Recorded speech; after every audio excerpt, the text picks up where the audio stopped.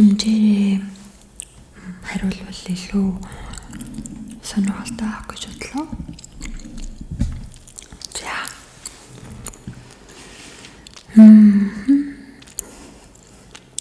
За, эхний асуулт. Амьдралын чинь хамгийн үнцэнтэй зүйл юу вэ гэсэн байна. Миний амьдралын хамгийн үнцэнтэй зүйл бол миний гэр бүл, хайртай хүмүүс маань. Тэгээд мөн би өөрөө. Яагаад гэвэл тэр хүмүүсийн бид нарт одоо зориулсан цаг хугацаа, тэр хүмүүсийн бид нарын төлөө явсан тэр бүх зүйл нүдэн дарагдахгүй гэрний одоо маш их үнцэнтэй үлдсэн зүйл болохоор миний хувьд хамгийн үнцэнтэй хүмүүс болон зүйл маань гэр бүл маань юм аа. За. Өмнө нь оруулж байсан role play ч юм уу энэ шиг видео дахиад оруулж болох уу? Антен ихний асуултыг нөмерт асуусан шүү. Нөмертэй баярлалаа. За дараагийн асуулт нь cozy. Өмнө нь оруулж байсан role play юм шиг видео дахиад оруулж болох уу? Найзуудтайгаа өнгөрөөсөн хамгийн гой дурсамжууд гэнэ. Болно, оруулж чаднаа. Найзуудтайгаа өнгөрөөсөн хамгийн гой дурсамж бол 10 жил юм болов. 10 жилдээ 10 жил бол миний хувьд хамгийн жаргалтай нас. Тийм нандин гоё дурсамжууд югаарч солишгүй. Дахиад тийм мэдрэмж, тийм гоё зүйлсийг орлох тийм одоо хүүхэд нас гэх юм уу те хизээч ирэхгүй. Тийм болохоор 10 жилийн тэр 10 жил 12 жилийн хугацаа бол миний хувьд хамгийн гоё дурсамж найз нөхдөдөө өнгөрөөсөн. Яг ингээд ийм дурсамж гэж бол санагдахгүй байна. Зүгээр л бүх дурсамж нь надад гоё байсан болохоор. За дахиад номерд маань асуусан байна. Өөрийгөө голж байсан үе байгаа юу? Яаж тавсан бэ гинэ.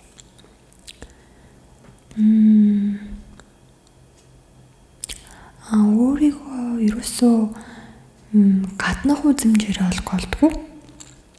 Одоо би ямар одоо юу мэрчийн тарга юм бэ? Би ямар сонин хамартай, ямар сонин нүдтэй, ямар сонин чихтэй уруултай юм бэ гэж хэлж голдгүй. Харин хичээл дээр, шалгалтын дээр, ажил дээр тиймэрхүү юм дээр голох үед бол маш их байдаг. Бас хүн болгон л тийм байдаг. Тэглээгээд хизээч өөрийгөө яста муу юм аа гэл. Ерөөсөө өөрийгөө тийм амар голоод үцэн ядаал тийм юм бол байхгүй. Би ингэж боддог байхгүй юу? Хэрвээ чи ингэдэ чиний одоо нүд чинь энэ хорвоог харж ивэл чи хамгийн аттай, чи сонсож чадчихвэл, үнэрлэж чадчихвэл, ярьж чадчихвэл чиний гар хөл бүх зүйл чинь бүрэн бүтэн байвал чи хамгийн аттай хүн. Яагаад гэвэл тэгтээ бид тийм дутагдaltaй одоо хүмүүсийг азгүй гэж байгаа юм шиг л тийм. Яагаад гэвэл хүн хүний нөгөө нэг юм хүсдэг зүйл нь өөр байдаг гэсэн. Харж чаддгүй хүн харахыг л хүсдэг. Ингийн багад харин сонсож чаддгүй хүн сонсохыг л хүсдэг. Харин бид нарт одоо ийм сайхан зүйлс нь ингээд байсаар байтал бид нар дандаа энийг голдог тий. Хамар нь ингээд үнэрлэж чадчихад тэр хийх ёстой зүйлээ л хийж яах чинь аваачаал өндөрлсгөөл талийн мөрий болгоол тий. Тэг ямар ч шаардлагагүй тэлээгээд тэр хүний хамар нь гоёлонгууд ямар гоё хамар вэ? Чи яста наад амжилтаас хуваалцаач гэл хизэж хүнэтгэхгүй штэ. Хизэж тийм юм бол байхгүй. Тийм болохоор нэгт би өөрийнхөө гадаад үзмжинд хизээч мис хүрхгүй. Хоёрт энэндээ би хизээч сэтгэл дундуур явахгүй. Бага маань л энэ юм чинь угаасаа бид нар бүгд энэ дэлхий дээр нэгхэн хувилбар болохоор би хизээж өөрийгөө өөрчилж хэн нэгний хувилбар болмооргүй байна. Тийм болохоор өөрийгөө голдог хамгийн их зүйл маань хичээл ном, ажил. Гэхдээ би хичээл дээрээ голсон ч гэсэн тэрийг дахиад илүү сайн хийхийн тулд хичээгээд тэрнээс илүү гарч чаддаг. Чадахгүй бол дахиад хичээдэг. Угаасаа энэ амьдралын угаасаа л хууль тэгээд хүн болгон л юм байдаг. Тэгэхгүй тэл би ганцаараа муу юм байна. Би ганцаараа л хийж чаддаггүй юм байна гэж өөрийгөө эзэж үтэх болоорой. Би угаасаа ингэж боддог бас намайг бас сонсдог миний дотор дахиад нэг бий байгаа гэж боддог. Чи тэр хүнийгээ улам өөрөөдөө сайхан зүйл хэлээд өөрийгөө баярлуулж чадвал бусад хүмүүс чамайг юу гэсэн ч хамаагүй. Яг тэгвэл чамайг хамгаалах чи өөрөө байгаа болохоор. Харин чи өөртөө хайргүй л байгаад хам бол бусад хүмүүс чамайг бол гомдоход чи өөртөө хайргүй юм чинь чи тэр хүмүүсийн үгэнд итгээд гуниглаад өөрийгөө хайрладаггүй хүн бол хизээч өрн дэшээ явахгүй. За дараагийн асуулт. Гадаадд очсон эхний өдрүүд ямар хөө байсан бэ гэнэ. Эхний өдрүүд бол тэгэл сонирхолтой. Шинэ орчин. Тэгэл бүх юм шинэ. Энийг ярих юм бол амар урт түүх бол. Тийм болохоор би тэрвээ та нар сонсохыг хүсэх юм бол комент бичээрэй.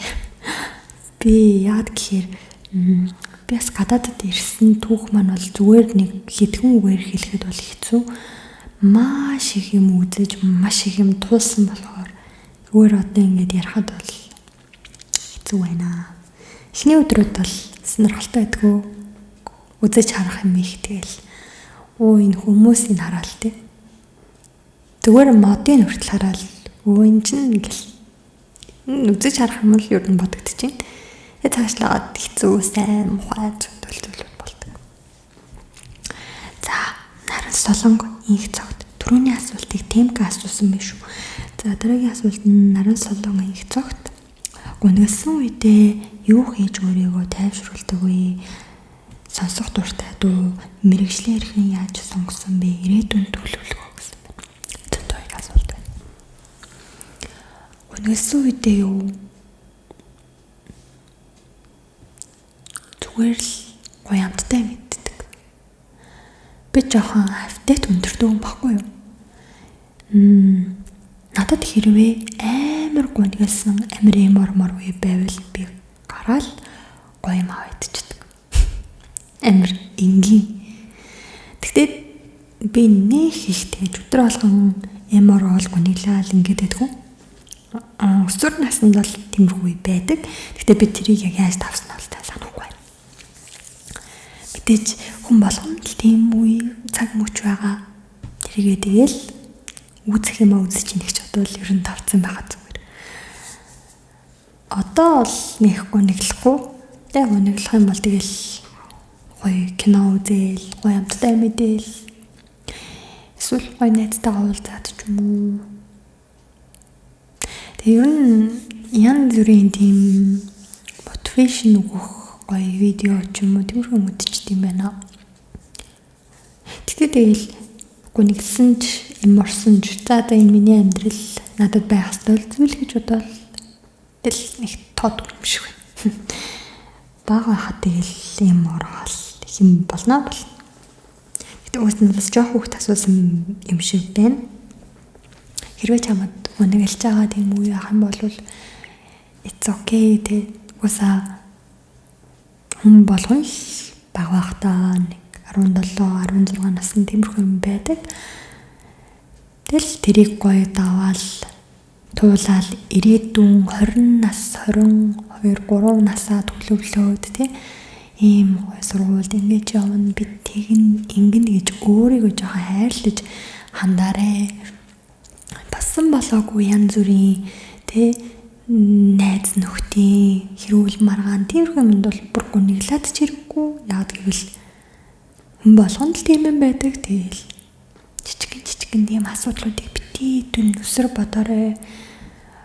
Амьдрал тэрнээс их бодох юм байдаг шүү дүнраа. За сонсох дуртай дуу гинэ. Ямар ч төрөлд бол ордгоо миний сонсож байгаа дуунууд би бол надад таалагдах юм бол ямар ч хамаагүй дуу сонсдог. Гадаад дотоод тэ рэп юу эдийн хамаагүй таалагдчихвэл сонсдог. Ихэвчлэн подкаст одоо сонсдог болсон. Гэрээ зөвлөж явахдаа ч юм уу эсвэл гадуур явж явахдаа дуу сонсохоос илүүтэйгээр хин нэгний подкаст эсвэл гоё ярилцлага нэвтрүүлэг ч юм уу тэр юм сонсож явдаг. Мэргэжлийн ажил сонгосон би гинэ. Би бага хасаал эрүүл мэндийн салбарын хүн болно гэж мөрөддөг байсан. Тэр мөрөдлөөр л явж байгаа. Хин нэгнээс өрөөсөө сонсоогүй. Тэгээ би хийх зүйлээ өрөөс сонгодог. Бусдаас зөвлөгөө мэдээж авна. Тэрнээс бусдын зөвлөгөөгөөр бол явдаггүй. Яг л өөрийнхөө зорилгоор өөрийнхөө бодож байгаа юм аа л хийдэг. Дэмнэж би одоо багасаа бодож ирсэн эрүүл мэндийн салбараар л явж байгаа. Мэдээж тэр дундаа ийм тийм салбарын хүн болно гэж боддгоо. Хамгийн гол нь хэн нэгний эрүүл мэндэд би туслах зүйл л хийнэ гэж бодож байсан болохоор тэр үгээр л явж байгаа. Ирээдүйн төлөвлөгөө. Сүртэй 10-20 жилийн бол төлөвлөдгөө, 5 жилийн ч төлөвлөдгөө. За магадгүй зүгээр дараа жилийг л төлөвлөждөг. Нэг ингэн тийм. Гэхдээ миний ер нь ойрын 3 жилийн төлөвлөгөө бол угаасаа тодорхой байгаа. Зүгээр хичээлдээ яваа сураад сургууль. Тэгэл яг дунд нь нэг тиймэрхүү ажил хийн, ийшээ тийшээ аялна гэсэн л төлөвлөгөөг төлөвлөдөг. Тэрнээс би Дубайд амьдрын ч юм уу. Тэр бомтон болно гэж төлөвлөдгөө шүү. Ер нь хэрээдүгээр нь амар сүртэй төлөвлөчгөөр ер нь тэрнээсээ хазаачаар хүн бас өөрийгөө чамлаад өөрийгөө зовоогоод байдаг болохоор ер нь их төлөвлөд хэрэггүй шүү. Зүгээр маргааш нөгөөдөр бол төлөвлөж болно. Зя. Дараагийн асуулт.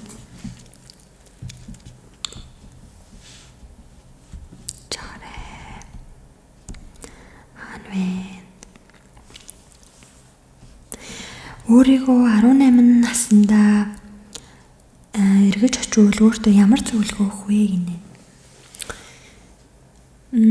Ямар ч зөвлөгөө өгөхгүй. За магадгүй жоохон гүмэнэ. Би ер нь нэг тийм буруу тэгээд зөвлөгөө хэрэгтэй байсан байна гэж бодохгүй байна. Үзэх юмаа үзэл, хийх юмаа хийгээл явсан. Одоо нэг алдсан юм байхгүй. Угаасаа зорилго төлөвлөгөө миний одоогийн байгаа энэ зүйлэл байсан. Нэг юу ч өөрчлөгмөргүй байна, өөрчлөлмөргүй байна. Юу ч зөвлөмөргүй байна. Яг нэг зөвлөгөө өгвөл жоохон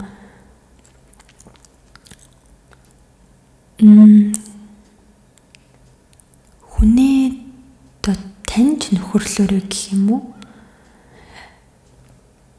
Тэгтээ би нэг буруу хүмүүстэй бол нийлж байгаагүй л дээ. Тэгтээ зарим хүмүүс бас гомдоосон хүмүүс бас байгаа. Тэгтээ магадгүй тэрийг би тэр хүмүүсийн мэдснээрээ өнөөдөрт явж байгаа гэж бодож байгаа. Тийм болохоор 18 наснд зөвлөгөө бол өгмөргүй байна. Сайхан хичээл номоо хийгээ тэгэл найз нөхдөөгөө гоё уулзаал, гоё enjoy тийм л гараа гэж зөвлөх юм байна л да. Ер нь их зөвлөчгөр сүртэй юм бол бодогдохгүй байна. За. Өдөр хоногуд хэрхэн юу хийж өнгөрч ийн? Гэр бүл, найз залуу. Тэгээ юу ч хамаагүй яриад тахад гоё юм уу гинэ. Өдөр хоногуд тэгэл ер нь бол хэвэн. Яг бусад хүмүүсийг бодвол жоохон уйтгартай гэж магадгүй л дээ.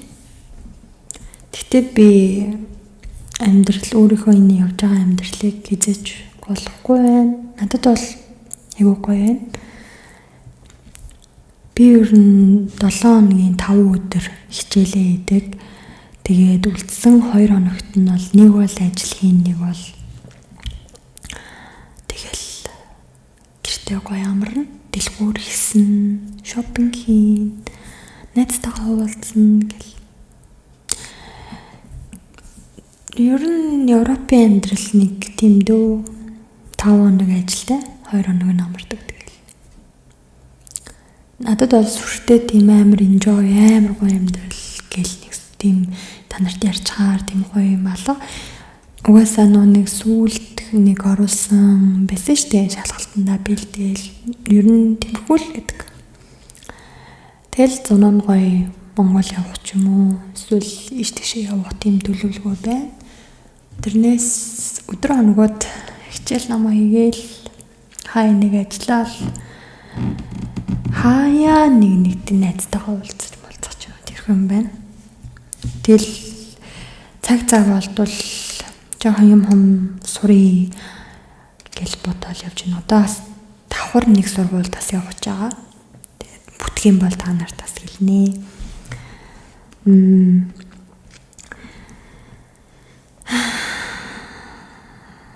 За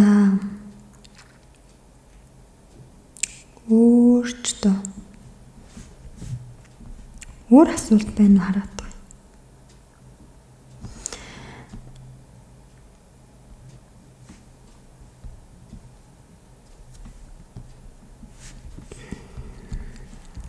За нэг тиймэрхүү л та нар гоё асуултад асуусан байна. Нэг Бови болцсынхнаас амьдарч сурч байгаа газар Монгол хоёрыг харьцуулаад аль альныхан давуу болон сул талууд нь юу санагдсан бэ? Жишээ нь хүмүүсийн харилцаа, хандлага, зан үйл ч юм уу гинэ.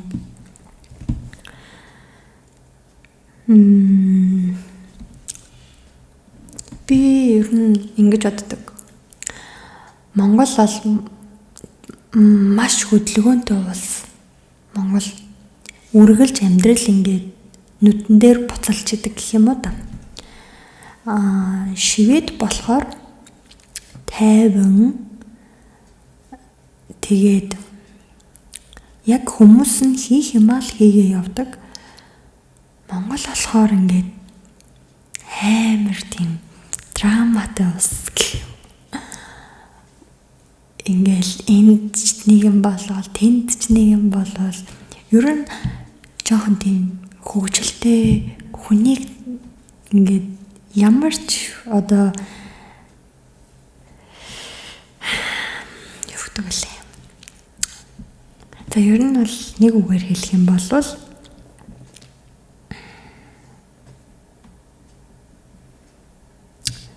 юу мэрчээ маш тийм хөдөлгөөнтэй ус гэх юм уу Монгол. Швед болохоор айгүй тайван.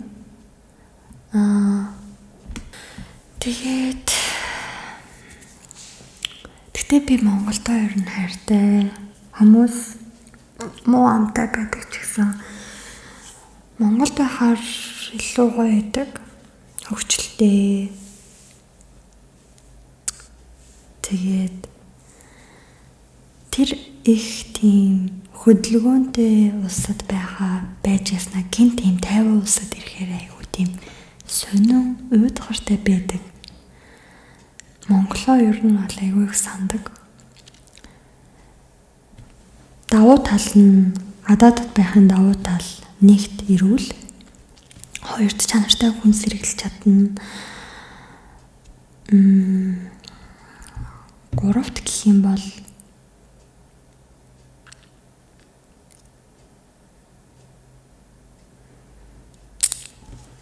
сүртэй давуу тал байгаа мó. Тэгэл хэрэглээ юм хамаараа илүү давуулах л та.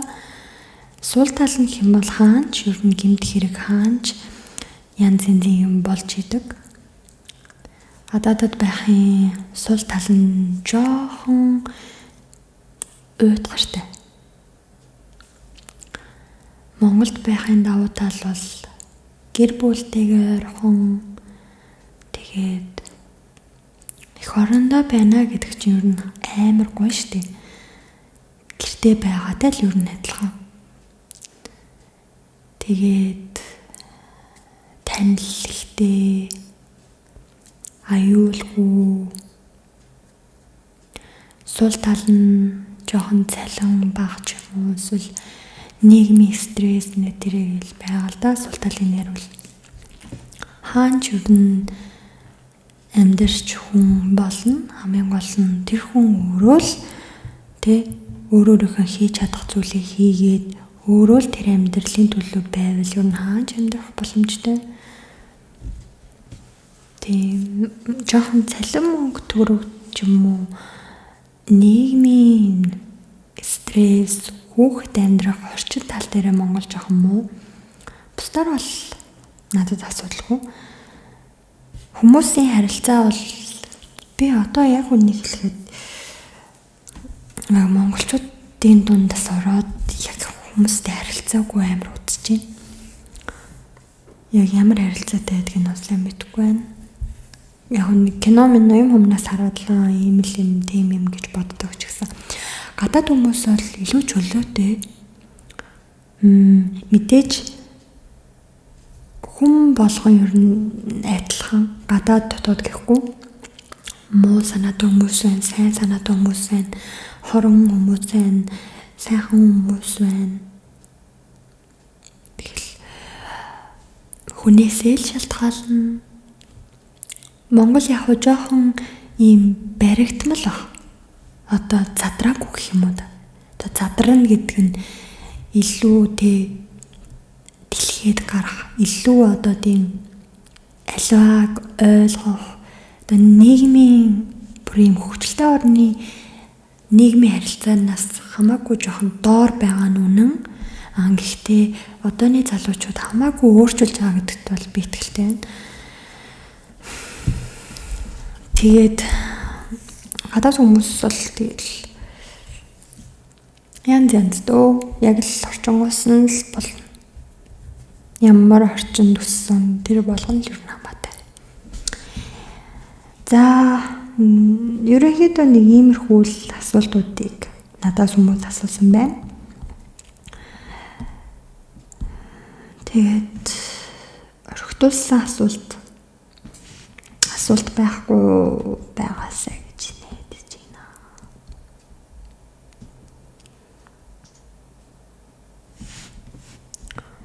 Дараа зам Монгол явах магадгүй.